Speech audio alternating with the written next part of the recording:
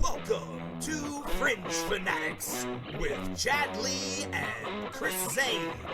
And we are back yet again.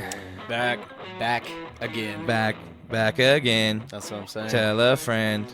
Guess who's back? Episode 55. Episode 55. That's right. I am Chris Zane, and as always, I'm Chad Lee. Thanks for tuning in. yes, we appreciate each and every one of you that tune in each and every week, however you do it, whether it's watching us on stream, watching us on YouTube, listening to us on any sort of streaming We come site at you use. in all places. Apple, Yeah, Spotify, all of it. Amazon Music. Yeah, and if everywhere. you're listening or watching us, please like and follow us, and make sure to rate us 5 stars if you can. That helps immensely.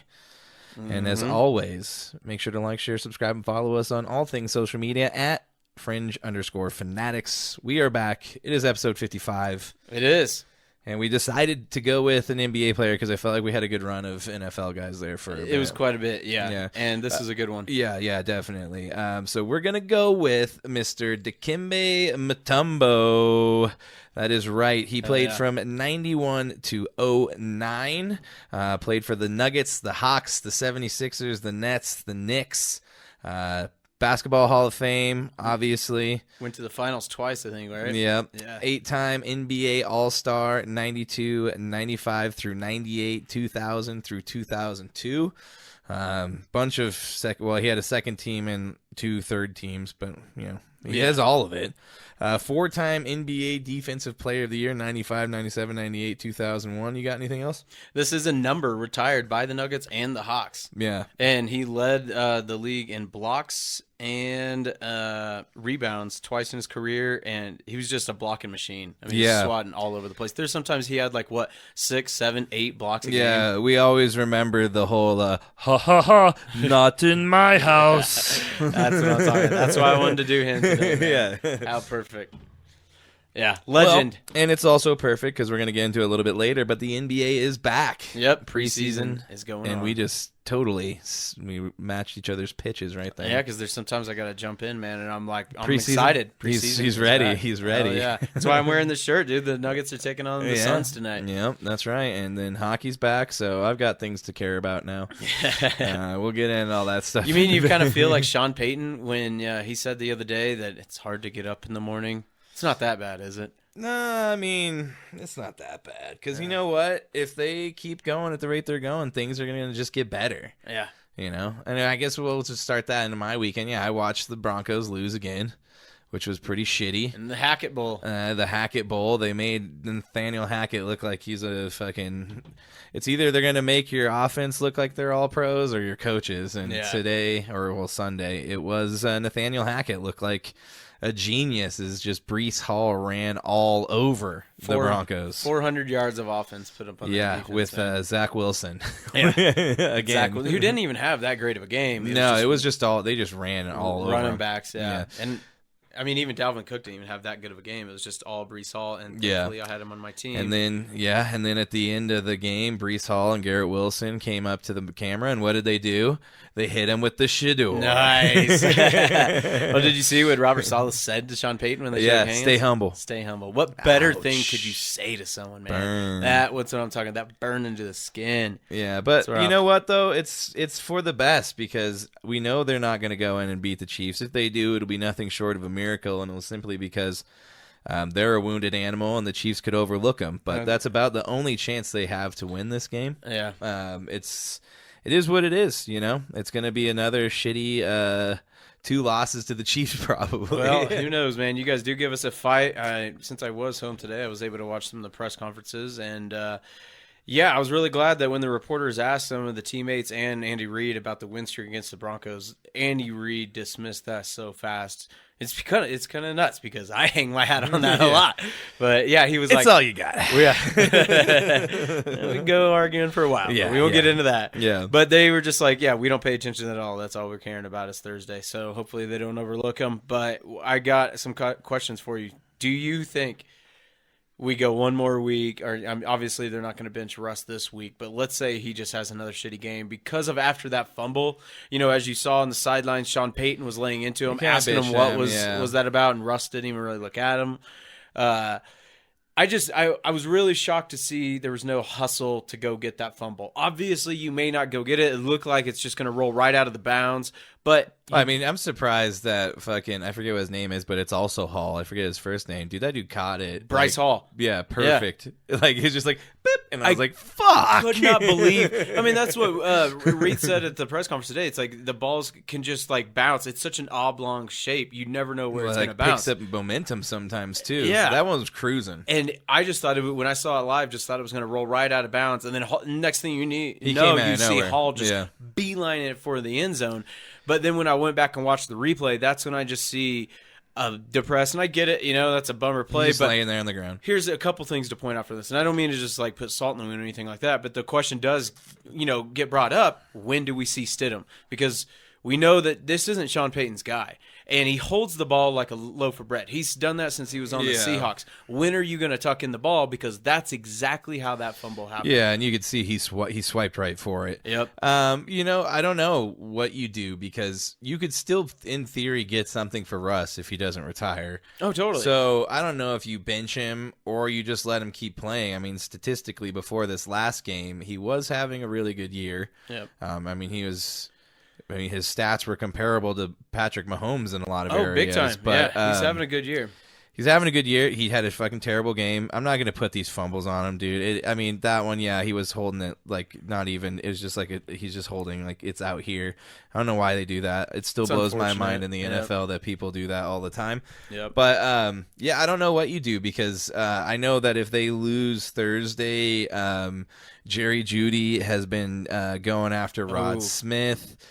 He's going after Mark Schlereth. Like in response to what they've said? Yeah. I have not seen this. Fill me in, dude. I forget what he said. Something about all these hold heads running their mouth. They're just lame-ass haters. But, Mark Schlereth has 3 Super Bowl rings. Rod Smith has 2 Super Bowl rings.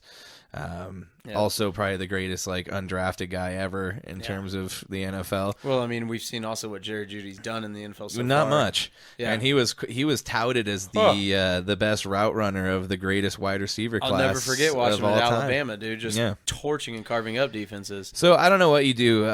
There's also talks of who else getting traded. Randy Gregory, we've already talked about got traded. Which we're surprised he got traded after they released him. Garrett Bowles, Cortland Sutton, Justin Simmons. I could see 1 or 2 of the middle linebackers. Josie Jewell probably will be on the block. I don't know. Everybody, dude. I will be surprised how many people are going to be left here in a couple weeks. It's nuts. I think it's just like he's thinking these are I can't remember who did it. It was probably I think Rex Ryan actually that said on ESPN the other day. You know what this is like is when a coach comes in and then they're like, oh, these are the kids that were already here. It's like a substitute teacher coming in, and you're like, oh, these aren't my kids. Yeah, that's what Dion did. Yep, exactly. That's a great example. And so I'm bringing my own luggage, and it's all Louis. And he's like, and I want Shador. that Louis right there. So I think, why start Stidham, dude? They're already tanking softly at this point. It's a soft sell tank. Let it just keep happening. Yeah, that's one take on it, man. I do appreciate that. Yeah, we'll get off of this, though. Other than that, this weekend, you didn't do too much. I'm still getting into the hang of working again after having a month off, so I've been just getting back into the swing of that. It's definitely a shift, huh? Yeah, I've been working. I've been walking a lot. Yeah. But now that we're on the fucking lifts, that's nicer. Oh, yeah. It kind of, dude, it's weird. Whenever you're on them for a while since they're stand-up lifts, the electricity underneath, my legs go numb. Something, the one that I think it's just from all the vibration or something. It's so strange. I feel like Molly Shannon off Talladega Nights. It's the vibrations. It's fucking weird, man.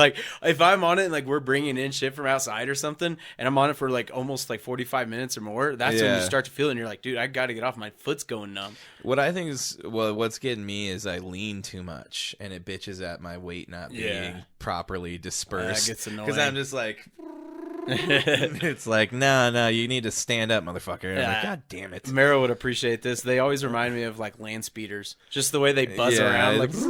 I love it, man. I have fun all day. I can't wait to get back at it, dude. So yeah, that fucking hurt my back. Speaking of you, let's get Yeah. to you. I tried to, tough it out. It's basically been like 3 weeks that I've been trying to fight through this, and then it really just flared up on Monday. I don't know what happened with it, but man, I had a hard time getting through fucking work. Went and saw the doctor. Another flare up of sciatica, the worst fucking shit you could deal with. And so, yeah, just taking it fucking real easy and doing podcast prep today. Yeah, you got to get real into it today. It just really bums me out because the muscle relaxant makes me so fucking tired. I'm like, what? So hopefully I don't fall asleep on the old. Yeah, old I'll podcast. cut to you and you'll just be like, I can see it happening, man. But no, dude, over the weekend it was a lot of fun. Her grandma and her grandma's boyfriend came in town, and we got to show them Don's, and goddamn, that was a good time, dude. She's just like that sweet, kind of older Midwestern lady that's just like so nice and everything, but such a cheerleader for the team. Like everybody at Don's loved her, and it was just a total blast.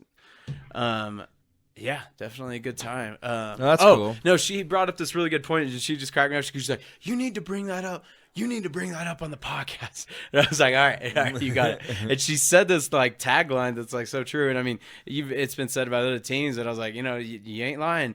And it was when we had like fucking 10 penalties in that Vikings game. She was like, nobody ever beats us. We beat ourselves. And I was like, she's spitting wisdom right there. yeah. Well, there's a lot of people saying the refs are on your guys' side yet again. Oh, dude, I got stats for that for days. No, since 2018.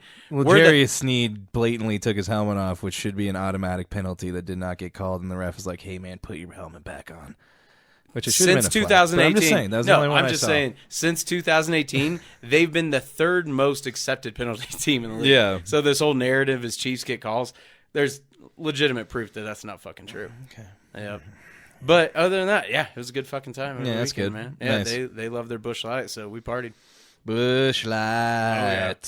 But how about we get into it, man? We got some headlines to cover. Let's do it, man. Let's get into these dang things.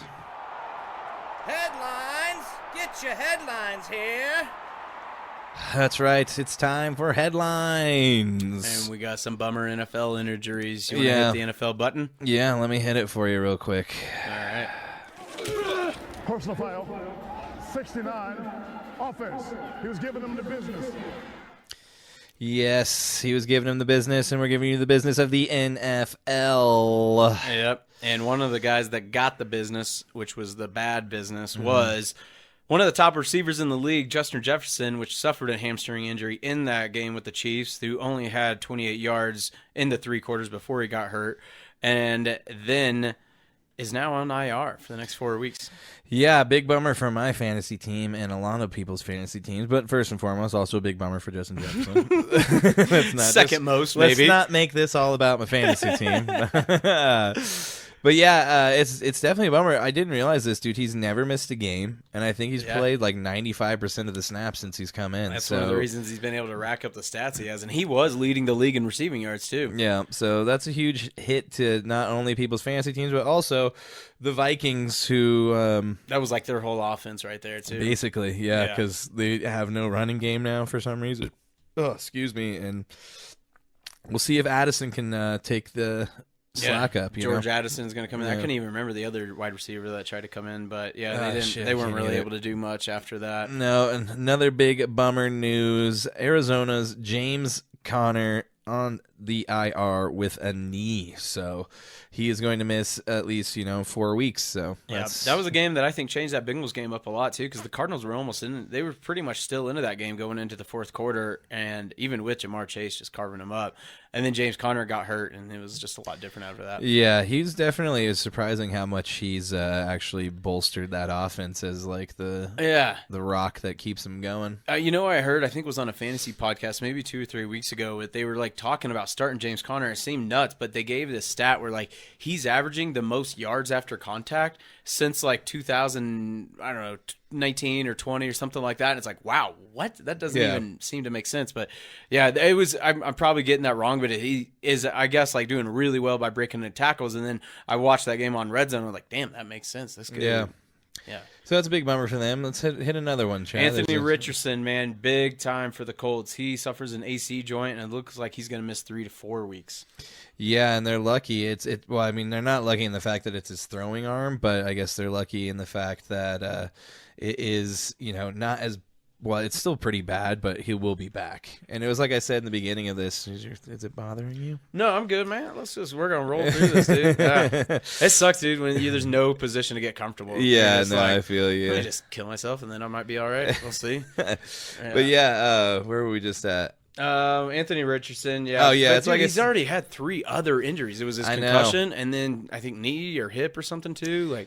Yeah, and that was what we said in the beginning of this year is can he stay healthy? Because as we all know in the NFL, the best ability is availability. Yep. Well, as in most things in life. But jobs and everything. Yeah, everything. It sucks when you can't do your job. That's for sure. But let's move on to the Bills. I think this one is gigantic.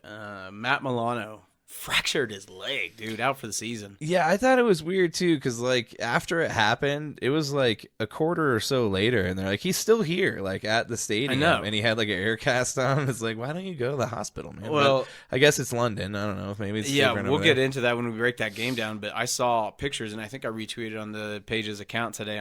Excuse me, I keep saying this. I re-exed it. Yeah, I gotta get it up. I hear everything. The jargon keeps changing, so I gotta get on top of it. I don't even know. I'm an old person. We're anyway, TikToking, we're Twittering, we're Xing.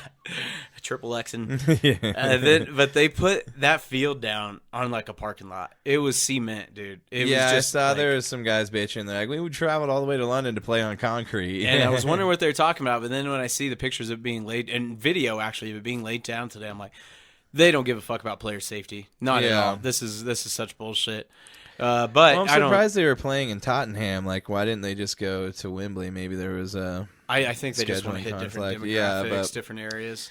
It was strange, and there's a lot of people bitching about it, and there was a pretty good amount of injuries just due to that stuff. So we've been dealing with turf injuries all year, and people are bitching about it. Yep, I hear you. Yeah, speaking of one who was the biggest bitcher about it, David Bakhtiari, also done for the year now. Yeah, definitely done for the year. I wouldn't doubt if this is the end of his career. I'd be shocked if he comes back for this. I mean, why? It just seems like this. He says he's planning on it, but yeah. This is something that he's been. I mean, he needs to go rehab with fucking witch doctor Rogers too, then, or something.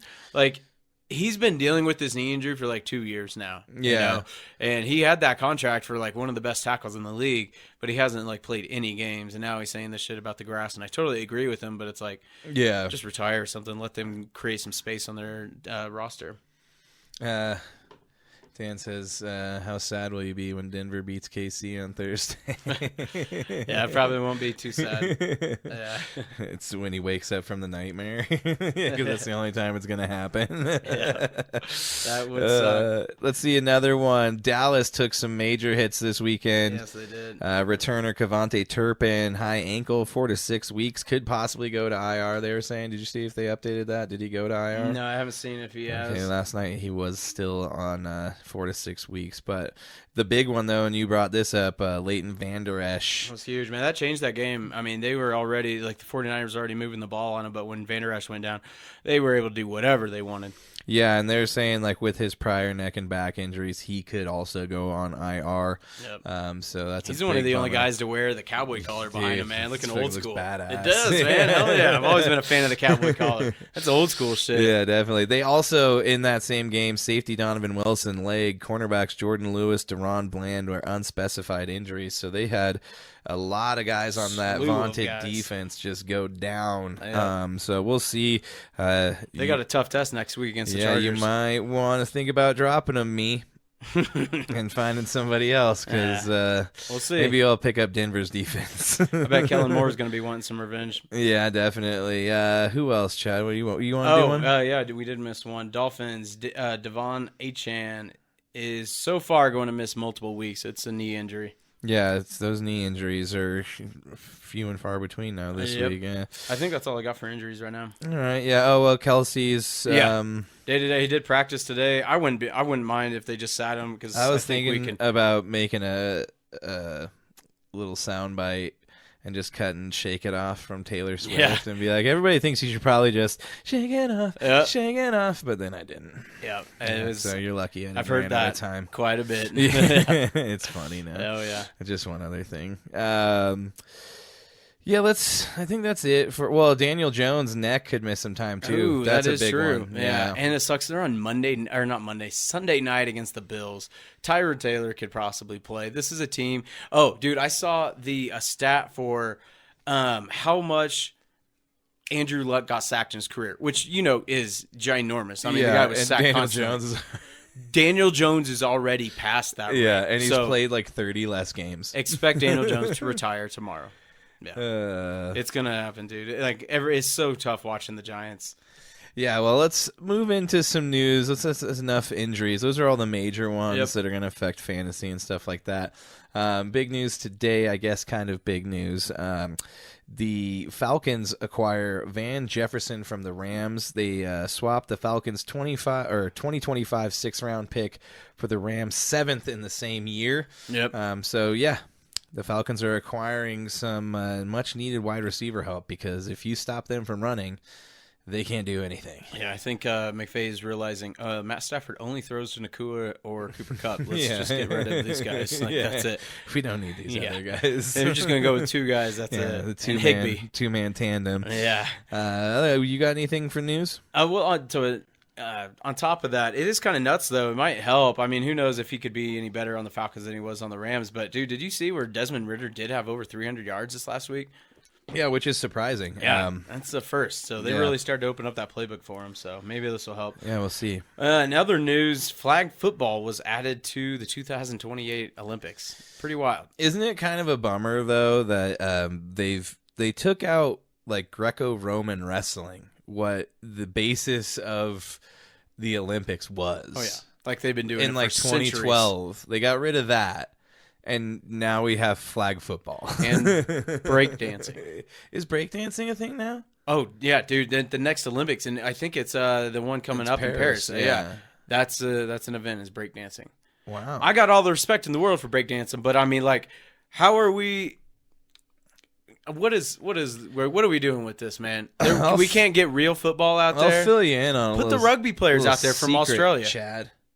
I was in breakdance club in high school for 2 weeks. No, you weren't. You guys had a breakdancing club? Yeah, well... Yeah, did you guys get your own piece of cardboard and everything? No, we just cleared the desks out in one of the rooms, which was the breakdance room. We had a very large Asian persuasion at my high school. Yeah. There was like 3 families and all their cousins like went to Legacy. Okay. So it was like a bunch of family, and then like there was like 3 or 4 white kids that went to breakdance class. So, holy shit. Well, that's not really awesome. Class. It was Were you any good club. at it? Nah. Yeah. I didn't really do too much. I think I would fall on my face if I tried to do some things, and I was like, this is too hard. Oh, hell yeah. I was like a semi-chubby kid, like wearing like fucking what were we wearing Jinkos, back? maybe Not Jinkos. We were wearing what was fucking Jay-Z's Rockaware and shit like that.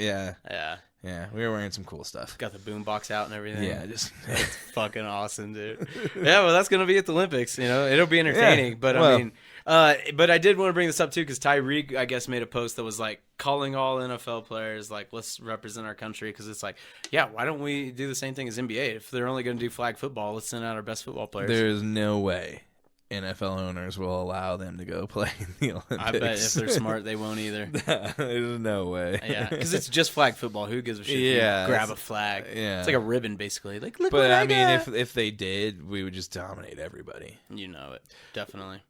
I mean, there's other countries now that are getting like, with all the stuff they're doing, like over in Africa, starting all those football camps and stuff. I mean, there's probably going to be... There's been quite a bit from there, but it's just like the popularity of it. Like, I mean, you know.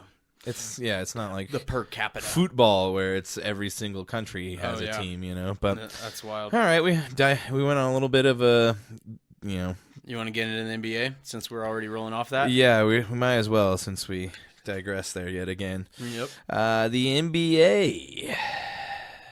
Take it roll. Take it roll. Outlet. Rain dance. Sandy, come on. Gotta leave it up there. Yeah.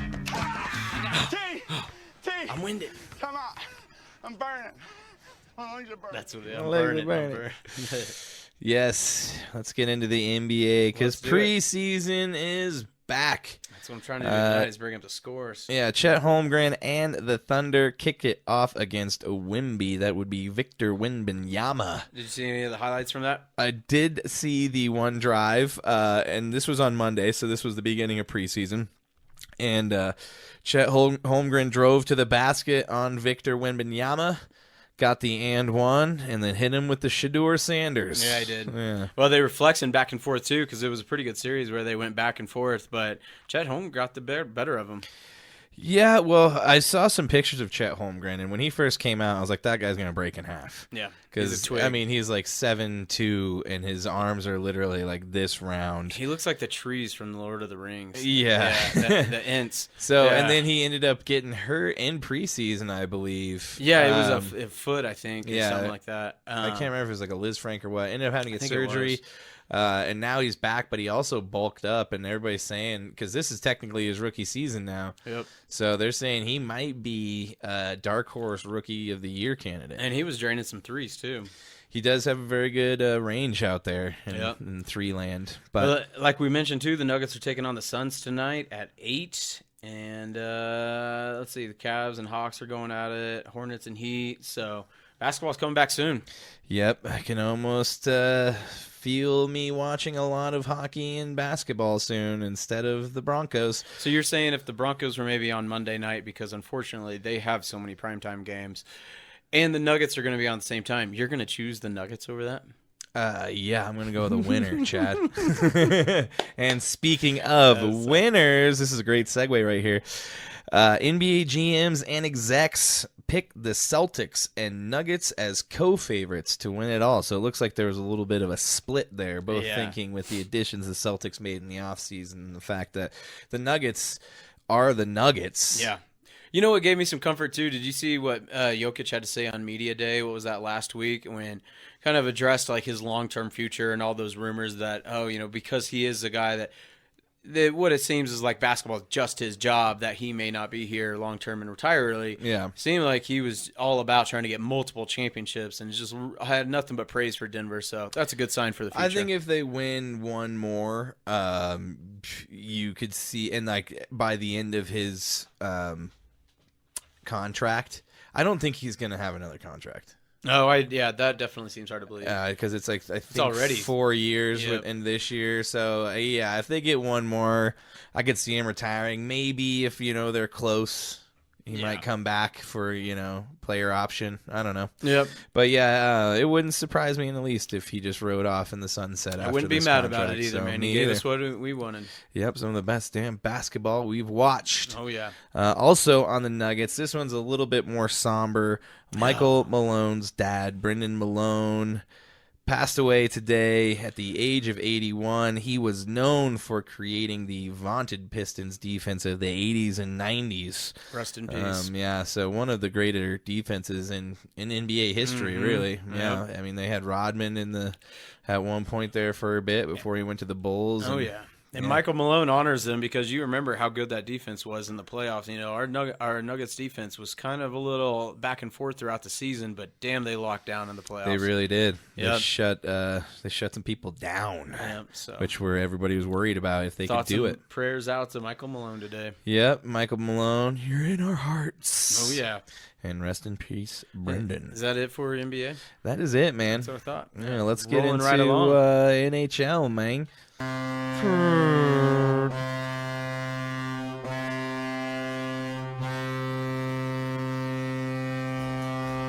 In case you were wondering, hockey is back tonight. There is a 3-game set on ESPN. We are currently watching Chicago take on Pittsburgh. I forget what the score of the first game was. It was 4-3. Tampa won. All right, so Tampa continues dominating And at all things. And I thought that looked like a score. Why It are they not did- calling that a whoa. score? What? Did you see that too? No, they're saying check it.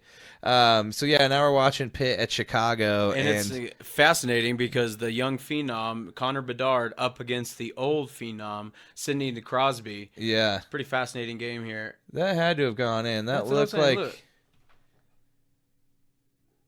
How's weird. It didn't sound the buzzer. That definitely went in the net. Yeah. Okay. Here we're looking Oh at my a god, puck. we're looking at a replay, guys. Or did it not? It looked like it hit the top rail, maybe.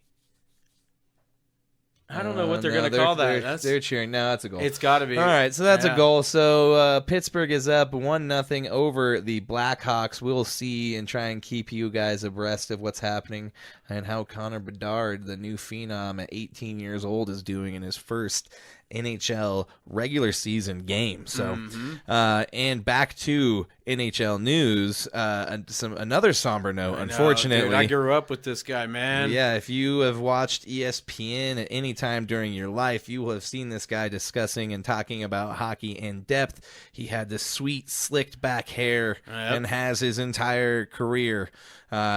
Unfortunately, though, he will be retiring. Barry Melrose got diagnosed with Parkinson's, unfortunately. Yep. And he will be stepping back as the basically lead voice on NHL on ESPN. Oh man, and he's been that guy for years. It's nuts, and he has that. You're talking about all of his like unique traits. It's that Canadian accent too. Yeah. It's the only guy really on ESPN with that, man. And it's like whenever I was a kid growing up, like we didn't have hockey in Kansas. The organization. Yeah. What are you talking about? I was able to get filled in from him, and so it is a bummer seeing this news. So we wish him the best.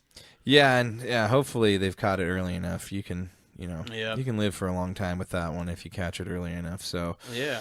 big ups to him. Let's hope he gets the help he needs to get back as good as he can. So Damn right. what do you want to do, F1 or college football next? Let's cover some F1, man. Big All week. right.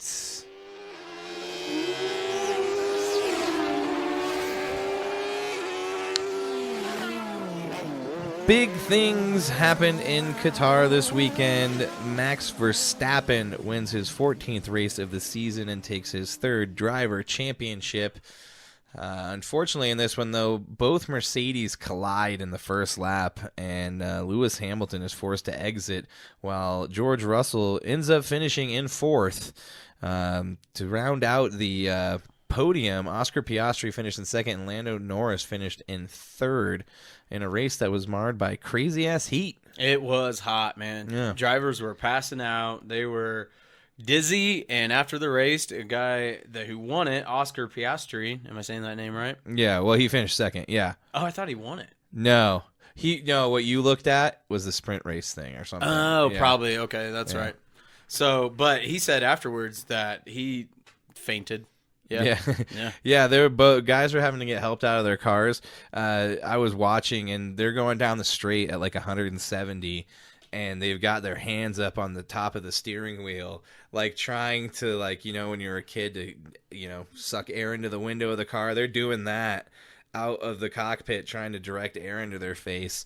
One of the guys actually pulled into the pits and was like, "What can we do?" He's like, "My ass is on fire." Like, Jesus. they're like, can you guys pour water on me or something? He's like, because it's almost unbearable how hot the bottom of the car is. Fuck, man. That would be So rough. yeah, and even Verstappen after he won was like, there's guys who are in better shape than I am that are struggling. He's like, it was basically like walking around in a sauna all day, and then you get into the car, and they said the temperatures inside of the car was upwards of 170. So Holy fuck, man. That's dangerous. That's hot, and especially just to be in it for 2 hours, and there's really no getting away from it. Those F1 guys, man, they are daredevils. Yeah, they That's say nuts. they're not athletes, but I watch those guys train, and they Oh, yeah. do a lot of crazy ass shit. There's a lot of Like athletic weird training. neck things because of the Yeah. G forces and corners so that they can keep their head Jesus. straight.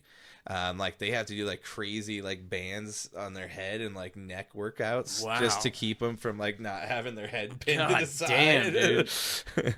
So it's pretty wild, but yeah. I believe it, man. I believe it. You to have like that focus for that long, going at that speed.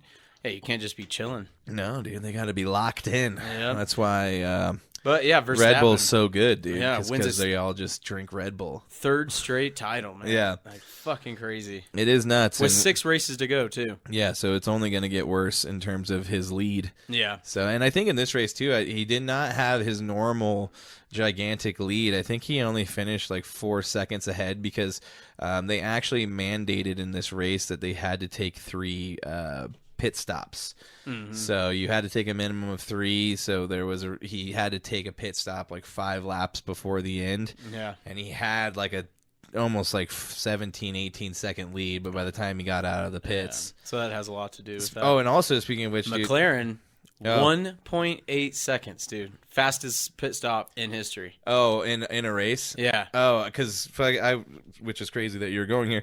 Red Bull this weekend in their training exercises broke their own record and had 1.1 second. Jesus. But that's like perfect. You're yeah. But I didn't even believe it. I scrolled past it, and then later I saw a video of it. I'm like, oh, wow. Yeah, it's basically...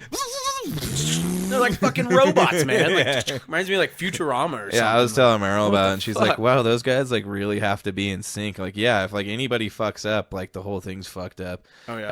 I forget who it was. Somebody had a 4-second pit stop, and I was like, damn, dude, it's crazy to be like, that's a long ass time. Yeah. For like, what are you taking so long for? What are you guys doing? Fucking slacking? Today, Junior. God, 4 seconds. Man. Hurry up, man. Fuck. That's nuts, dude. When's the next race? You know what? I don't know. I'm gonna have to look because I had it pulled up. We're gonna get it pulled up. Let's see. I'm glad these chairs are so fucking comfortable, man. No, that's good. Ones. Yeah, that fucking helps. TV schedule. Oh no, I want to go to calendar and results. No, I'm trying to go to ESPN. All right, October 20th. We are back in the United States. The Vegas one. No, it's not the Vegas one. Really? Yeah, no. Vegas is November 17th and the 19th. You're right. That one is one that if you have the opportunity tune into it. It is at night. It's like at 11 p.m., but it's super sweet. Oh, yeah. It's at night. Like they race down like the strip basically. Yeah, that's what I've heard. I need to check it out. I've heard about it. Where are they racing? October 22nd. It's Lenovo United States GP at the Circuit of Americas, which I don't honestly know where that is. Yeah, I know, right? Sounds maybe California. I don't know. Circuit of Americas. That would be Austin, Texas. Oh, sweet. Yeah. Yeah, they're going to get some celebs out for that one. Yeah, I'm sure Two Bears will be there for that. That's what I'm saying for sure. That's awesome. Yeah, but let us get into some college football. Let's hear it, Adam Sandler. 390. Check. Check. Red 18. Red 18. Needle dick. Needle dick. Needle dick.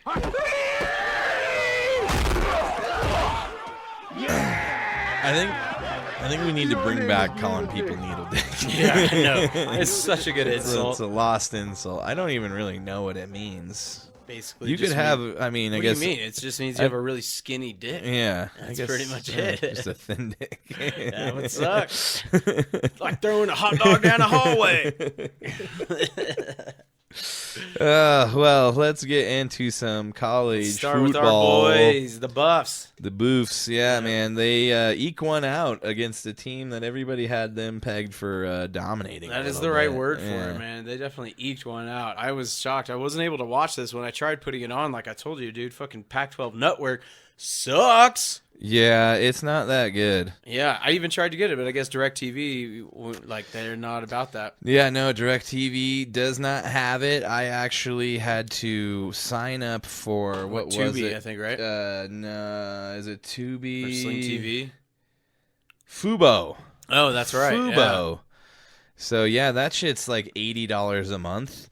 So I just signed up for the free thing, and then I will probably be doing that with the other 3 email addresses. Make a new email and keep it going. Yeah, They'll never know. No, they won't know. That's for sure. Yeah, hopefully they don't listen to this. But yeah, dude. Okay, so it was a bummer. I really thought they were gonna blow ASU out more. I don't know. It's just good to see Shedeur keeps having these clutch moments. I don't know. It is nice. I'm trying to get to the box score of the game. I don't know why I can't. I got it pulled up here in just 1 second. I think it ended up being 24-27, wasn't it? Yeah, I think so. Where the fuck is it at? You have to click out. If you're an ESPN, you got to click out of the top 25 because that's. Oh shit! Yeah, I forgot about that. Unfortunately, they do not. He's not in the top 25. Fall in the top 25 anymore. Unfortunately. Let me scroll down because they're probably down here. You know they play ways. Friday night this week. Oh, do they? Yeah, I couldn't remember who they played, but I just saw it on the Oh, yeah, ticker. 27-24. Yeah, Shedeur shines in the end. And then, he goes and puts on his Rolex and runs on down to the student section of ASU and hits him with the Shedeur Sanders. Yeah. Which has become like a phenom at this point. You've got NFL guys doing it, NBA guys doing it. WNBA players too. WNBA players. Yep. You've got the big boss, Rick Ross, doing it. DJ Khaled's doing it out on the golf course. Yeah. And then Prime came on, I think it was either today or yesterday in his press conference, and he's like, oh, yeah, me and Shedeur joke about that all the time. He's like, we pretty much talk about it every day. And he's like, what we got to do, though, is get him to stop doing it for free.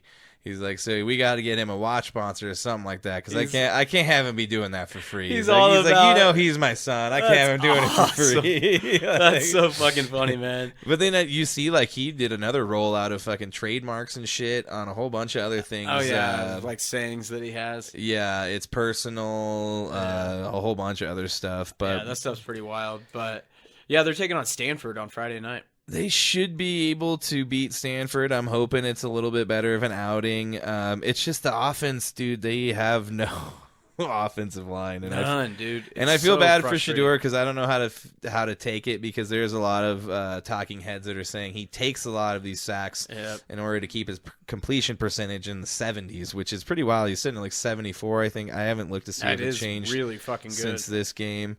But then, I mean, the argument to that is maybe he just doesn't want to throw risky, and get a lot of INTs, which then would hurt his resume as well. But it's like, you're damned if you do, you're damned if you don't. Yeah, so shut the fuck up.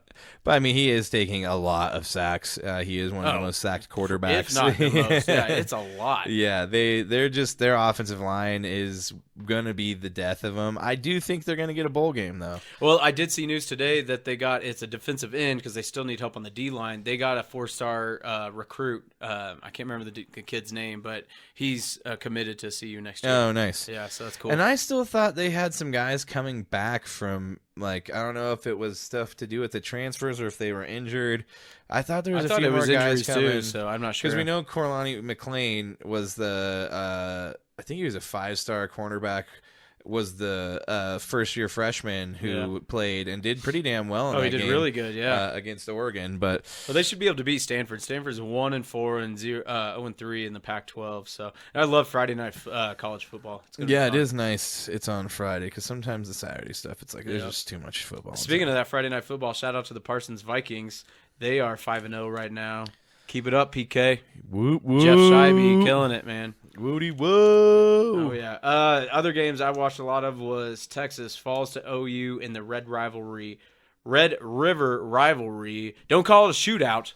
Don't. That's against the guidelines. They'll bar you from ever talking about it. Yeah, you can't say words like that. We'll nowadays. have to bleep it every time we say it. Dude, it was a hell of a game. Classic in that rivalry. I mean, Texas had it the lead with like maybe a minute 50 left or something like that, and what the fuck? The kid's name is Gabriel. Really good quarterback. A transfer out, I think, UCF. Came through there and led a game-winning drive. I mean, that offense is electric there. I think they were ranked like 9th or something. So they're going to jump up there. Texas was ranked 3rd. So I'm not sure what the standings are now. It says they're 12th. That's right what they were, I think. But they probably moved up because this is the game. So they're probably 9th now. I bet so, yeah. But yeah, Dylan Gabriel definitely did shine in that game. One hell of a game. But I mean, it was such an exciting game. It was just back and forth the whole way. Everything you'd want from an OU Texas game.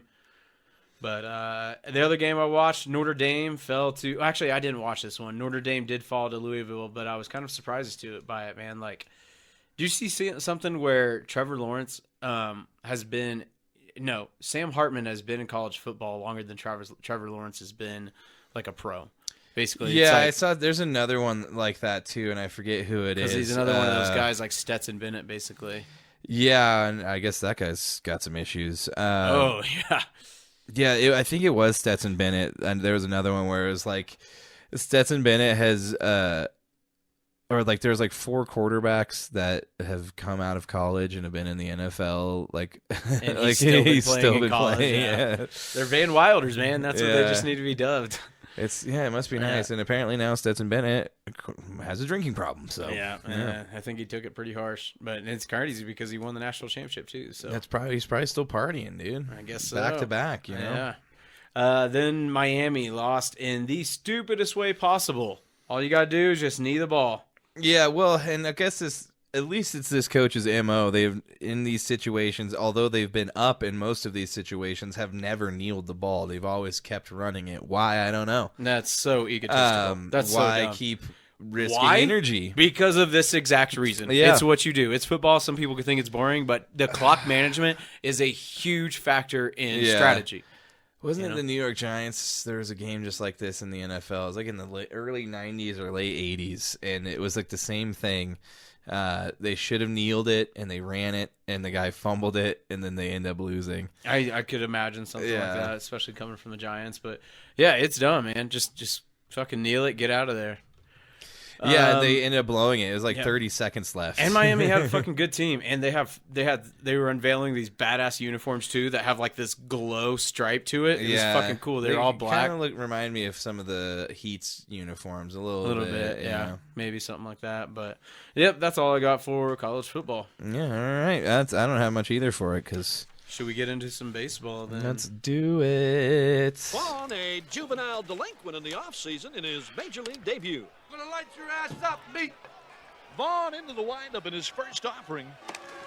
Just a bit outside. I think that's what our listeners should be called, juvenile delinquents. Just a bit outside. Yep. Well, let's get into MLB. We got playoff baseball going on right now. It's fucking awesome, man. Shit's really going down. It's come down to the Braves and Phillies, Diamondbacks and Dodgers, and then Orioles and Rangers, and Twins and Astros. Yeah, and the Cardinals, the Diamondbacks are beating up on the Dodgers right now. They are, man. 2-0 in the series. That was the Dodgers' big weakness all year long with their star-studded lineup. They didn't really have any starting pitchers. They really only had Clayton Kershaw. The other stars they had got hurt. And then in Game 1, Kershaw didn't even make it an inning. The Diamondbacks put up 5 runs before he got 1 out. Yeah. That's how bad they beat up on him. And then, now they've got a 2-0 lead because last night the Diamondbacks just continued it. I think it was like 6-2 or something like that. But their stars, the Dodgers stars, Mookie Betts and Freddie Freeman, are 1 for 13 so far. Aye. Yeah, not hitting too well. So if you don't have any starting pitcher, you got to start hitting better than that. And then on the other side on National League, the Braves, man, I thought I was getting really nervous because they were down 4-0 last night. They were already down a game because they dropped Game 1. And then Wheeler comes in and starts a no-hitter, and the Phillies go up 4-0. And then the Braves just surge back and come up 5-4, but in the bottom of the ninth in the game on one of the most amazing double plays that you'll ever see in playoff baseball. An 8-5-3 double play in the game. Guy hits it right to the fence, and the guy, of course, doesn't tag up because he thinks it's going to be a base hit, and then they throw him out at first. The old rocket back to first. It was amazing. Yeah. So they tie it up at 1-1, and then the Twins and Astros. The series is tied 1-1, and then the Astros had a huge win tonight. I think it was ended up being 9-1 or something like that. 9-1. They had 14 hits to the Twins 3. Yeah, that reminds me in the Tampa Bay game. They actually scored, I think, another empty net goal, so it ended up being 5-3 in that game. Yeah. Yep. But, the Astros, they're taking a lead in that one. And then the Orioles and Rangers play tonight. Texas is up 2-0. Yeah, and Texas blanked the Orioles in the last game. So yeah, and if Texas wins tonight, then the Orioles are swept. Yeah. It is a best-of-5 series. Yeah. These are the wild card games. They sure are. So that's what we got going on right now. Playoff baseball is just moving right along. What do you think about these other teams having to sit and wait for so long? Some upwards of 8 days to play who they're going to play. Because of the wild card? I didn't really feel like they had to wait a whole, that long because the Braves, they played last Saturday, and it was just kind of tough on the Phillies, and so I handed it to the Phillies because the Phillies played 2 games before that where they swept whoever their opponent was, maybe the Brewers or something like that, and they just played almost like, right back to back on Saturday, and then still stole the game from the Braves. So, yeah, it is kind of a disadvantage to the Braves for having to wait just a little bit, but I think it's not as bad as like sometimes like with football where it's like nearly 2 weeks. Yeah. Well, we'll see how it plays out. It made me nervous though, man. 'Cause it's like what we talked about. I'd hate to see the Braves get knocked out in the first round after having such an amazing season. And then, now I see here the Rangers are already up 6-0 in the bottom of the second. Damn, it looks like the Orioles are probably going home. Oh yeah, I was gonna say the second just ended. Yeah, they're up 6-0. 7 hits already in 2 innings. Bitter end to a Cinderella season for the Baltimore Orioles. Yeah, they ended up winning 101. Man, that's such a they shitty won way as to many end the as season. a few less than the Rockies lost. Exactly. Just flip it around. Just flip the number around, man. Yeah, same with my Orioles, dude. 103, I think. That's right. But I think that'll do it for the old baseball. Yeah, and that means we are at that part of the show where if you are streaming live along with us, you are going to see we'll be back soon. Damn right. And if not, you will be hearing our boys in Fossil Blood. Hell yeah. They're a little bit more rockin'. I kind of mislabeled them. It's not really so much doomy. It's like 70s Sabbath, a little bit more rockin'. They fall into a pretty good amount of bands back in the day in terms of who their influences might be. But this is Fossil Blood out of Denver, Colorado, and the name of this song is Totem Wizard Alien Hesher Warrior. That is one hell of a title. It is one hell of a title. Well, on that note, I'm going to go take a muscle relaxer. Yeah, Chad's going to take a muscle relaxer for his back. You will be hearing that song right now if you are listening or watching after the fact. If not, we will be back shortly.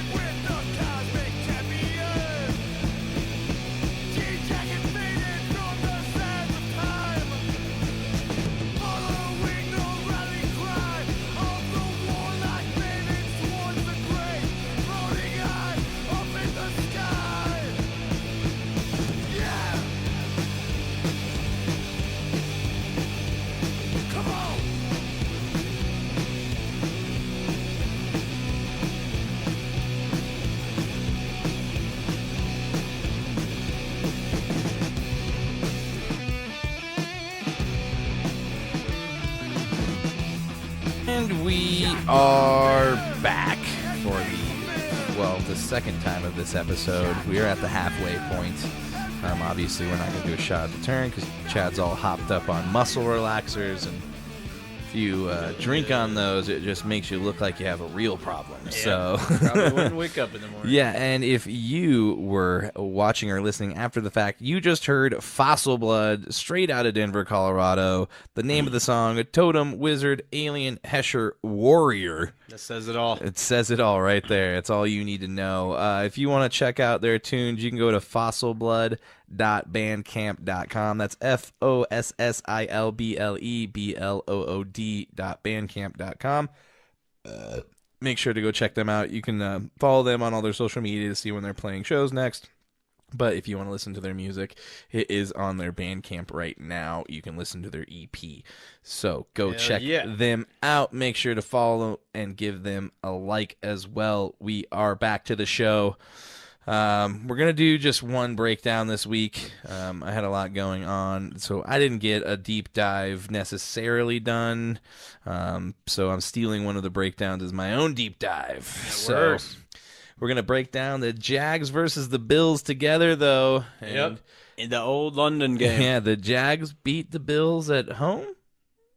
Yeah, kind of. It seemed like, I don't think you can quite say that because from watching it, I watched a lot of this game. There were a lot of Bills fans in the audience. They traveled. No, it was technically the Bills' home game. Yeah, I know. Which is fucked up. And they had to travel to play their home game. And the Jags were there for a week. We were asking them, do you know, I mean, so your family has like season tickets. So is that like the way it is? Because we were asking about this, and I guess you'd get screwed out of that game, I think. You get screwed out of the home game, but apparently when those tickets go on sale for London, you get first dibs at those, are the season ticket holders. Well, you'd have to, still but have you still have to go to buy fucking London. Buy your fucking flight. Yeah. Like, that's such a fucking bummer, man. I've never really thought about that. Yeah, you lose one home game, which sucks. Yeah, they should, like, if you're a Broncos fan, that's probably okay right now. Yeah, you're probably feeling good about it. It's crazy they are. You know what? We don't need 8 I don't think they've won it many at Denver yet this year, right? No. Because it was Chicago. I think it goes back to last year. I think it's been like 3 or 4 games at home. Yeah. So, yeah, we're doing real well, but I think the Jags, the NFL, set them up perfectly in this one because they were already there. Yeah, they'd been there for the whole week.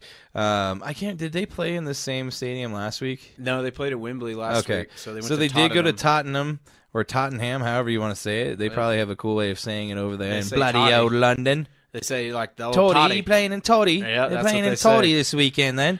Trevor Lawrence, 25 of 37, 350 yards, 1 touchdown. Also had 7 carries for 31 yards.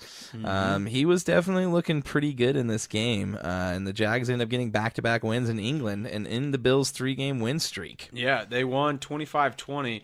And, yeah, I say the NFL set them up well because – this is a tough team to take on, and they were already there for a week. We all know jet lag's a thing, and the Bills didn't show up until Friday. Yeah, they showed which is up dumb. 2 days beforehand, when we all know it takes at least 48 hours for any 8-hour plus flight. And so, yeah, I don't know what they were thinking there, but to me, this is a big big thing to take away from this game is the game-winning drive here on 3rd and 4. Lawrence audibles to a pass when asked after the game. Calvin Ridley said that it was a run call. It was 3rd and 4. I can't remember how much time was left in the game. It was more around like 6 minutes or something. Maybe it was less. I think around 4 or 5. Anyway, he saw that he had single coverage on Ridley and thought, man, this guy, he needs to get the looks. And so he audibles to a pass and throws a pass. So beautiful over the top to Ridley for like a 25-yard gain. And that pretty much closed out the game. But, yeah, it's pretty awesome because the Jags had it's just, the MVP of this game to me goes out to the Jags defense, man. Yeah. Lawrence fumbled the ball on 2 strip sacks. Yeah. In Buffalo territory. Like, they were about to go down and score. But, yeah, the Jags held them up. Yeah, the Jags held them up. And then also in the 4th quarter, you had the 2 touchdowns by Etienne. Which was huge, and just stomping out the Bills trying to come back because, as you said, the Bills just looked tired on both offense and defense. Allen did, though, bring him back twice in the 4th. Ran it in from 3 yards out to complete the 75-yard drive that took 45 seconds, making it 25-20. The Bills were out of timeouts, and the Jags pinned them at their own 6-yard line. Stephon Diggs, who had a hell of a game, definitely had a little bit of a breakout game for, he was bitching in the beginning of the year already about not getting the amount of targets he wants. 8 receptions, 121 yards, and a touchdown.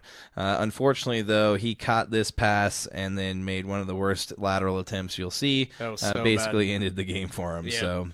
Yeah, Stephon Diggs did have a good game, and the same thing with Allen. Allen threw for a whopping 359, but had that killer interception in the fourth quarter, man. Like, so many times, like, he just thinks, oh, I'll just fucking throw it up, and Diggs will come down with it. Maybe it was Davis back there. Yeah. And ended up getting picked off, and it's just like, maybe the smart thing to do is take the check down, man. Yeah, or just take the sack like Shador. If you have to, just keep taking them sacks. Keep that completion percentage up. Yeah.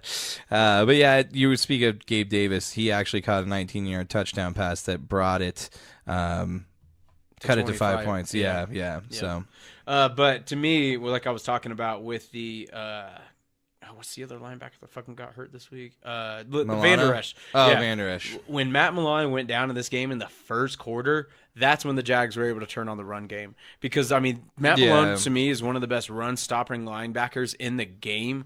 And fracturing his leg, that's so rough. And the Jags, I mean, really took advantage of that. Yeah, and there's a lot of people saying that you could see that kind of broke the Bills a little bit, I think, traveling. And then, right away he breaks his leg in the first quarter. And it's just like, man, this sucks. And they're already without Tre'Davious White, who tore his Achilles last week. And then today they signed veteran Josh Norman. Josh Norman. Yesterday, maybe, or whenever that was. Good old Josh Norman. Yeah. He's back. He's back. He was We'll a good see. player 10 years ago. We'll see how long it lasts. Oh, yeah. Oh, and the last thing I wanted to talk about with this game is the thing we touched on a little bit. It's just like, when is the NFL finally going to do something about this shit? I cannot stand Roger Goodell constantly for the last 30-plus years talking about player safety when we see the video of this field being rolled out onto a concrete slab. Yeah. Dude, you could not pay me even what they're making to go fucking do that. Yeah. No, my back's already killing me. I'm not going to fucking go do that shit, man. Like, no way.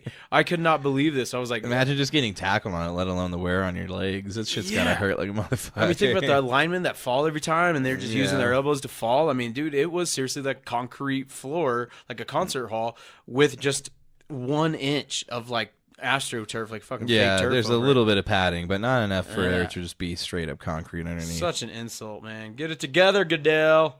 Get it together, man. All right. So this is going to be the one that I steal for the deep dives. The Eagle versus the Rams. Philadelphia beats the Rams at home 23-14. Jalen Hurts goes 25 of 38, 303 yards, 1 touchdown, 1 interception.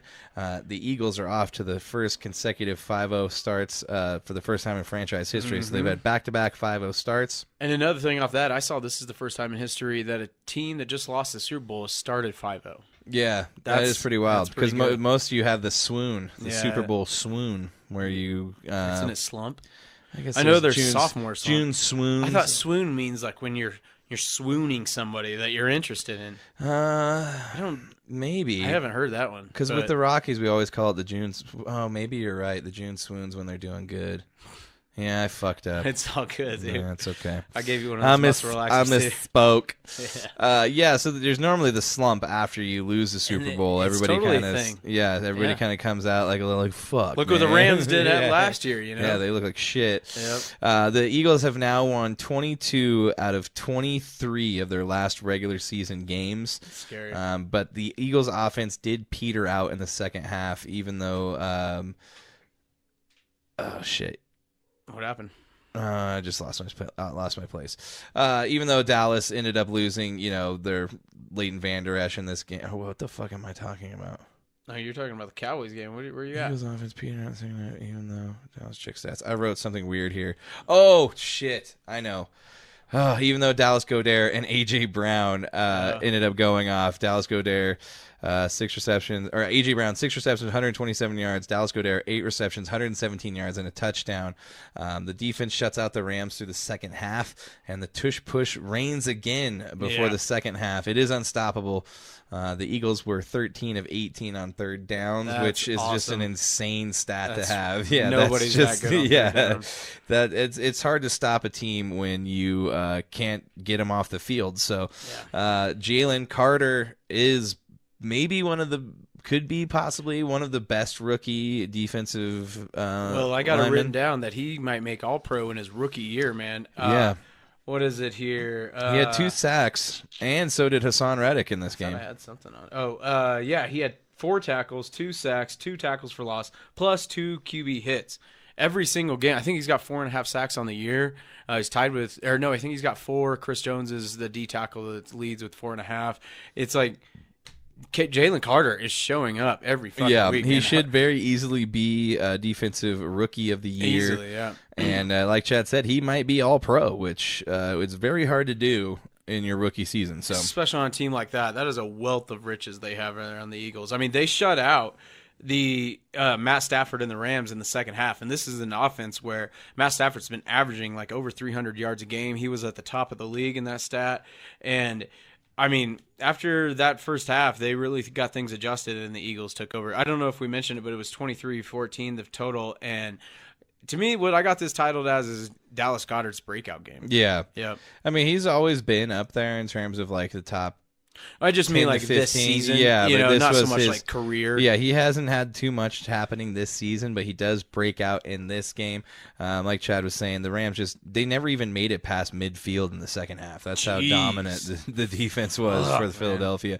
The Rams now go 1-4, but they have hung in there with 3 possible Super Bowl contenders over that stint of games. So they have had some close, hard games, but you know. Right now, they are looking like they are going to have some problems making it deep into the playoffs. So I would think so. They did get Cooper Kupp back in this game, and he made an impact with 8 catches for 118 yards. And then Puka Nacua still got, I think it was like 7 receptions, Yeah. 71 yards, and a but touchdown. How many targets? I think he still got 9 targets or Yeah, something. he's up there in terms So- of targets. Like right now, they're saying if he keeps going on the pace, he's gonna break like all rookie receiving. Yeah, it'd be nuts to records. go on that pace if he keeps it up. but- Tutu Atwell didn't do much in this game, but did come away with a touchdown. So 2 receptions, 9 yards, and a tutty. Yep. So yeah, that's it for the Eagles versus Rams. Brotherly shove lives on. Yes, sir. All right. Well, my deep dive is Pitt versus Baltimore. Well, originally I had written down, well, I'll give the score first. It finished up 17-10. By the course of the Barn game, you burner of wouldn't a game. think, yeah, it was going to, like it was a regular just field goal game like that and touchdowns. It was safeties. It's a fucking crazy game here, man. And originally I had it titled, you know, Pickens led Pitt to a win thanks to the mistakes by Baltimore, but really I think this should be titled roller coaster fucking game, man. Yeah. It was all over the fucking place. We got to Don's to watch the Chiefs game. We always get there like an hour early, and this game was on. They don't have Red Zone on, so they just got a couple different games going on. And every time I looked at the screen, I was like, wait, I thought Pitt had the ball. Wait, I thought Baltimore had the ball. It just went back and forth. I mean, the blocked punt is what really shifted this game, but there was a wild sequence of events that occurred after that. Pittsburgh went down after that blocked punt, and because that caused safety, so that made it like 10-5, and then Pitt kicked a field goal, and yeah, they go down off that turnover. Then after forcing the Ravens to punt with 5 minutes and the score at 10-8, the Steelers punt returner fumbled the ball, setting up Baltimore in the red zone. And with a chance to extend their lead, Lamar Jackson throws an ugly interception. Yeah. Horrible interception in the end zone to rookie Joey Porter Jr., who grabbed it with 2 minutes left on a 3rd and 4. And Kenny Pickett hit Pickens on like a sideline route that was just gorgeous, man, for a 20-yard gain and put him in field goal range. And then, so after they kicked the field goal, then just 2 plays later, or no, this is before they kicked the field goal. 2 plays later, they hit Pickens on another long pass, just right over the top like a Willie Mays catch. And then that ended up being a touchdown and taking it to 10-17. And then so Jackson still had like a minute, just a little over a minute to go down there and try to show some He heroics. fumbled it. And then he just got strip sacked. Yeah. Just like Lamar Jackson does, man. Yeah, he's got his problems there. Not with that guaranteed money, which is No. being well spent. Yes, sir. Yep. And that is nuts, too, because that was a horrible Pittsburgh defense. I did not expect that, man. Yeah, and then just some standouts from the game. You mentioned George Pickens is one of the reasons why they won the game. He does end up with 6 receptions, 130 yards, and 1 touchdown. He also does 1 carry for 16 yards. So Yeah, that was had that going for him as well. another weapon Definitely. Yeah. Lamar Jackson, though, and the rest of the Baltimore Ravens didn't do too much, honestly. Zay Flowers is your leading receiver, 5 receptions, 73 yards. Lamar Jackson himself, 22 out of 38, 236 yards, no touchdowns, 1 interception, and the strip sack as well. Did have 6 carries for 45 yards.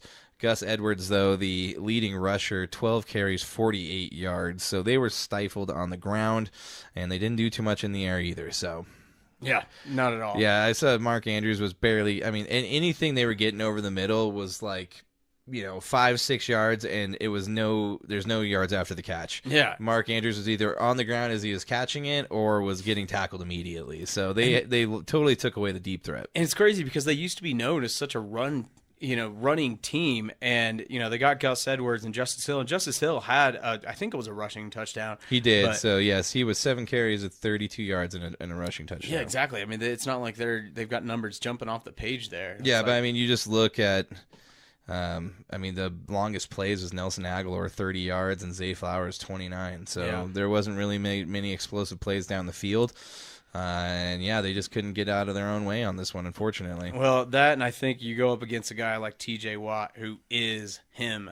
Yeah. That guy is a beast, man. He is a definition of a game wrecker. He is, dude. Like, when it came down to that, play where he, like I said, when Jackson had the strip sack, he's the one that come up with the fumble, because he was right there, if not to be the one to sack Jackson. Like, it just seems like on those types of plays, like I watched Max Crosby last night, like these types of DNs, man, when the time comes, Chris Jones, like if it's third down, they may have let up a big gain just the play before or something like that, but when the pressure's on, it's that one play you need at them. Yeah, they're gonna fucking get it, man. Yeah. Yep. So, yeah, shake up in the AFC North. Yeah, a little bit. Yeah.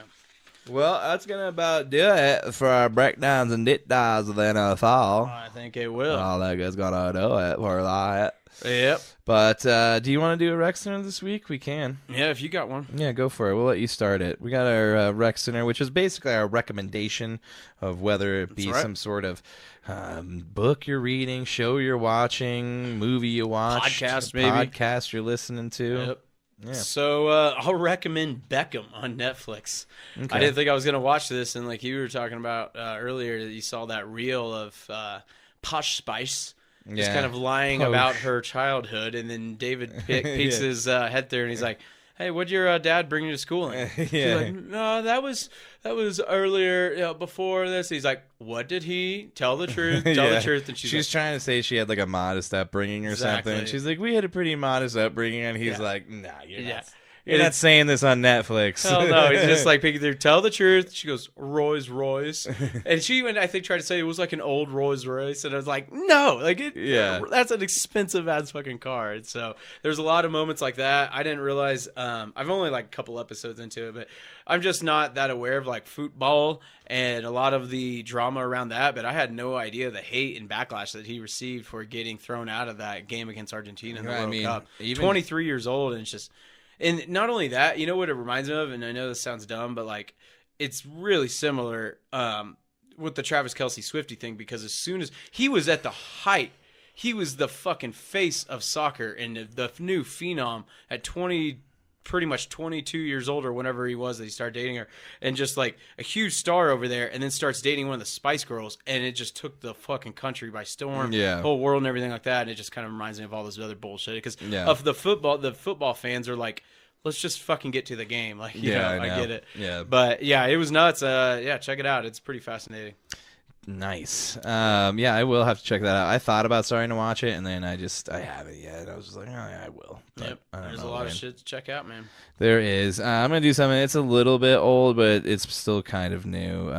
Shane Gillis's podcast. Or it's not Shane Gillis's podcast. Shane Gillis's special. Yeah. It's awesome. It is so on Netflix right now. I'm trying to get the name of it. Beautiful Dogs. Oh, my God. This special is so hilarious. Yeah, it is a super good special. He has a pretty awesome bit on people with Down syndrome that will make you laugh and also make you feel bad about laughing at it. Everything. The Navy. There's he's got good bits on everything that really touchy subjects, but that's what makes Shane so good. He also has a pretty funny, it's not necessarily a bit, but he talks about this show. There's another show like, the show about the people with autism that are in love. I know what you're talking about. Love on the Spectrum. Yeah. He was talking about that, but there's one about this like house of people with Down syndrome. It's kind of like they all live there, but there's like people who like monitor everything, but they're like kind of free to go do whatever they want. Okay. And there's this funny clip, dude, which if you haven't ever seen it, you need to go find it. This kid is super stoked. He has Down syndrome, and he's really excited to go see this Ladyboy show. Whoa. He doesn't understand, though, what he's getting into because he thinks they're real ladies. And, like, the guy who's, like, one of the, like, supervisor people is like, they're not real ladies. He's like, yes, they are. They have vaginas and everything else. Like, what do you expect? And, like, and then he ends up going to the show. And this whole time, everybody's like, dude, they're lady boys. And he's like, no, they're not. And so it cuts to him at the show. And it's like the first, like, little bit is like a legit, like, full on lady boy dance. Like, they're all, like all doing choreographed dances and stuff. Yeah. And then it cuts to this other one where it's this, she's taking her makeup off and then going back to a man, and you see it hits him, and he's like, what Holy the shit, fuck? that's awesome. And like he like looks at the camera and he's like, what the fuck? And then the next thing you know, like it goes back to like just like the full on ladyboys dancing. He's like, this is awesome. Oh wow. Like, he doesn't even care. Yeah. That's fucking hilarious. Yeah, so Shane's got a good bit about that. Yeah, Shane tells it. He was on a podcast, but you should go find that. He's I'll try good and on send it everything, to you. man. He's fucking hilarious. Yeah, he is super funny. He made me feel bad. I was talking to Meryl about it. I was like, he was talking about how, like, if you're in your 20s and 30s and get super into World War II or any sort of wars, he's like, it's coming. He's like, you're going to be an old Republican. You might not go full Republican. You might be conservative, but it's coming. It's and I was like, there. I've literally had World War II tattooed on shit, or World War II shit tattooed on my arm since I was like 20. So I'm well, screwed. It's nuts too, man. It's like whenever I was like started with you at Tokyo Joe's, I was like so more liberal than like kind of how I am now. So when he was making that joke, I'm like, yeah, you know, I kind of see where he's coming from like It that. could happen. I love history. It's easy, yeah. We just want sensible things in this world. Get off my lawn. But yeah, go watch Shane Gillis's Beautiful Dogs. It's still on Netflix. It is really good. We kind of talked about it, I think, at one point on the podcast, but I didn't really have anything for my rec center that was coming to mind, so I'm going to go with that works, one. man. It's super funny. Go watch it. He also has... is it something with Shane and Geever or something like that on YouTube where he was doing his skits? Yeah, I think it came out in like a Netflix thing where they do like kind of skits. It was somebody that he did it with. Yeah, it's like Gillian Keeves. Yep, that's right. And it's like a whole bunch of super funny skits and stuff. I think it's actually what got him onto SNL. Before he was relieved of his duties a week after the announcement was made when he got fired. He was speaking a little loosey-goosey on Asian people or something along those lines on a podcast, and he was relinquished of his Saturday Night Live duties before he even filmed the skit. So probably a good thing. He's doing way better. Probably making a lot more money. Probably, and SNL sucks now. Fuck yeah, it does, dude. Every once in a while, you see a good skit, and then you just watch it the day after. Like, I'm not going to waste my whole Saturday night at like 11 o'clock I would never to watch it live, no. I mean, I did back in the day. Oh, yeah, back in the day, but now that when there's you're, like, Peacock. it's just like, why, that's I'm what I not going do. to stay up. I haven't watched an episode in so long, pretty much since the Kelsey one. Well... But you want to do the Daily Dose of Excellence? Let's do it. You've got this one. So we're going to get you with a little bit of Mr. John Daly. He's about to hit it hard, man. I hit it hard, man. So far, man. No laying up, no holding back. Ain't afraid of nothing, it's a natural fact. I hit it long, man. Till it's gone, man.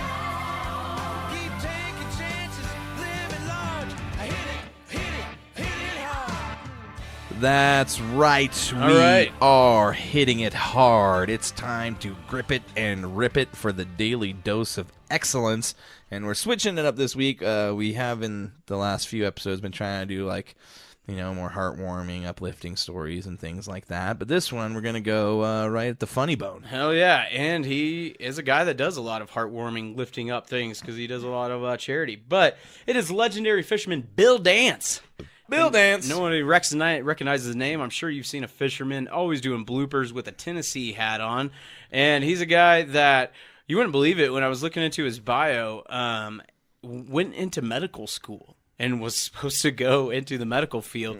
But then after a car wreck on the night driving home one night, he came upon a motorcycle wreck and was the first one on scene and was really grisly. And after that, he got out of it. You know what? I'm going to go catch fish. He just wanted to fish. And just go on tirades of cursing. Yeah, and that's what I recommend. I can't wait to share a video from this because this is just, to me, he wanted to kind of like open up the world to outdoors and fishing and stuff like that. But what grew, it started as like a local TV show. If nobody heard about this, it was what was it called? Bill Dance Outdoors on Memphis ABC, just a small little show. Tennessee. So many people fucking loved it because of this guy's goofy behavior and times he would fall out of the boat. That's what made his show so great is they would keep in all these scenes of him just doing bloopers and it's just what everybody does when they go, fishing, where they get their lure hung up and then shit goes awry.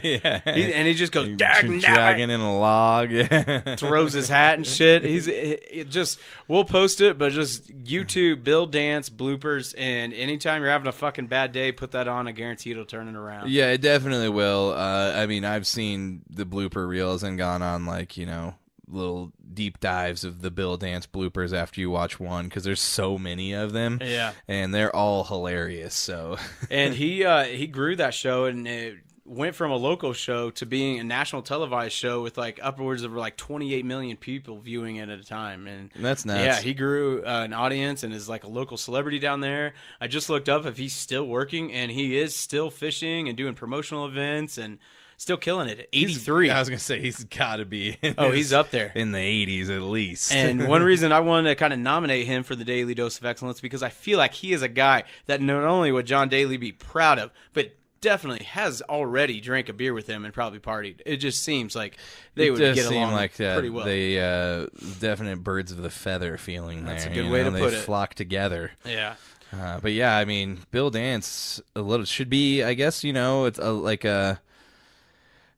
it's what's a good way to put it? It's something we should look up to in terms of starting a show in like very grassroots fashion. Yeah, and then turn it into something big, which is the hope and dream here. That's why I thought it was so perfect for this because a lot of people will be like, "Oh, what did he save? What did he donate to charity or anything like that?" But no, he's just a great entertainer. And there's so many times that he could have edited out all those stupid bloopers. How many times have you been walking around a truck and you hit your shin on the hitch? Yeah, it's the worst. Fucking hurts, man. The worst. Yeah, he shuts his tailgate and breaks his fishing poles and then just laughs about it. He could have cut all those scenes out. There's times where we've said the wrong word or mispronounced shit. And we just leave it in. Yeah, we just leave it in. So it's the same type of vibe. So yeah. So if anything, cheers to you, Mr. Bill Dance. Cheers, Mr. Bill Dance. Yeah. It's almost empty, but yeah, get after it, man. I can't wait to have a sip of in Buffalo there. Trace next week. Yeah, and that is where we're at. We're at the end of the show, Chad. Yep, we made it. Another episode in the books, man. Yeah, we're a little under an hour and a half, so we're right on schedule. We said it was going to be a little bit of an earlier one, just because Chad's a little loopy from his muscle relaxers. I know. I'm not sure how good of an idea it is to drive a forklift tomorrow. But we'll see how I feel in the morning. Yeah, I was going to say, are you going to try and make it in? I don't know. We'll see, man. I don't know. Yeah. I got it. They gave me muscle relaxers for the daytime and nighttime, and the nighttime ones are the one that fuck me up. And I got to take this shit so I can get the fucking pain away. Yeah. I don't want to drive the forklift out the dock either. So I don't know. Really, if you're not on the forklift and you're walking and bending a bunch, that's not good for it either. Dude, when I was you're standing. When I had to have JC help me lift a box of double V joints the other day, that was fucking embarrassing because it's something I've lifted by myself. It's not even that fucking heavy. It's just a long box. Yeah. But everything I fucking lifted was killing me. Still, I took out the trash earlier. That was like, let me try to do this, and that fucking hurt. So yeah, we'll see if I can get through this. But yeah, lifting those buckets and bags ain't too easy. So getting old sucks. Yeah, it was funny the other day, and we'll get out here after this. me and Josh is our first day in the fucking warehouse. Yeah. And we went with Dan to go get some shit. There's like these bags way, way in the back, like by that exit that I go in and out of. Probably the wholesome bags, maybe. Yeah, and we had to get like 4 or 5 of them or something, and we team lifted one, and Dan just cracked up because I was like, we just watched those videos, dude. I don't want to get bitched at. I would have totally laughed at you too, man. He laughed. He's like, I've never seen anybody team lift a bag. And I was like, I don't know, man. I was like, I don't want to get bitched at. Like, this shit's all, like, I just watched like fucking 4 hours of training videos on shit. I was just trying to follow protocol, I think I might have to team up with Dan and like fucking make funny for that and get like a bundle of foam. Yeah, we're just gonna team up with this. Taking the example team from lift, you guys. Come on. You gonna hold hands afterwards? What? I told him we were gonna hold hands and skip. That's awesome. That's fucking funny. So yeah, that's the funny thing. There's been a few times I've done stuff like that, and Dan's like, "Why are you doing that?" I was like, "Cause I just watched all these training videos, dude. I'm all worried about it. I can't wait to see how you act after the sexual harassment one. Oh yeah, I failed it. That's so. Especially for the way you treat me there. Yeah. Well, All right, man. Let's get out of here. Let's do it. It's time. It's time for the outro. If you made it this far, please like and follow us and rate us 5 stars. Hit that button. Ring that bell. Get the notifications, and always like, share, subscribe, and follow us on all things social media at Fringe_Fanatics. Chad Lee, I love you, buddy. Love you, buddy. We'll see you next week. We'll see you guys next week. Thanks for tuning in and sticking around. Enjoy some sports ball. Later.